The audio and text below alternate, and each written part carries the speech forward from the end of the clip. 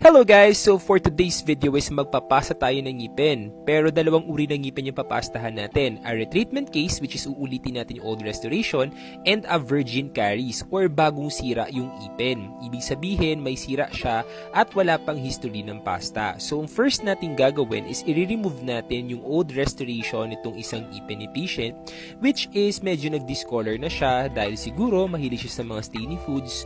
So kailangan natin tanggalin. Ayan, may sira na rin yung likod ng ngipin which is ititreat na rin natin siya para at least matreat na itong isang buong ipin. Okay? Itong isang ngipin na to mukhang walang sira sa labas pero nung drenil natin yung nasa pagitan, ayan yung sinasabi natin, nasira sa pagitan ng ngipin. Mahilig ka ba mag-floss? Isa yan sa mga nagiging resulta ng mga tamad mag-floss na pasyente which is nagkakaroon ng sira yung pagitan ng mga ngipin. Kaya as much as possible, mag-floss po tayo kahit at least once a day lang para matanggal natin yung mga tinga, tartar na nakasingit sa pagitan ng ngipin. So ayan, sisimulan na natin yung pagpapasta ng ngipin. First by applying this blue material which is yung maasim na nagpapagaspang ng ngipin. Then syempre pandikit. And after nun yung ating composite. So ayan, kailangan natin i-contour ng maayos yung ating composite para ma-make sure natin na magiging maganda yung end result ng ating treatment kay patient later. So ayan, then cure.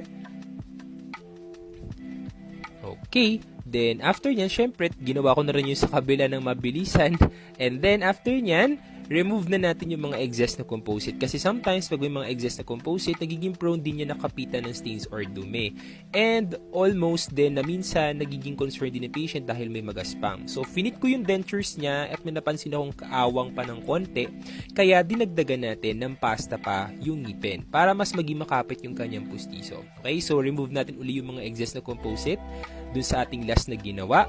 Then, syempre, don't forget, kailangan natin itong i-polish. Kasi, pag hindi natin ito na-polish na maayos, mas kakapitan uli ito ng stain. So, ito yung before nung case natin. Ayan. Then, ito po yung ating after. Maraming salamat po.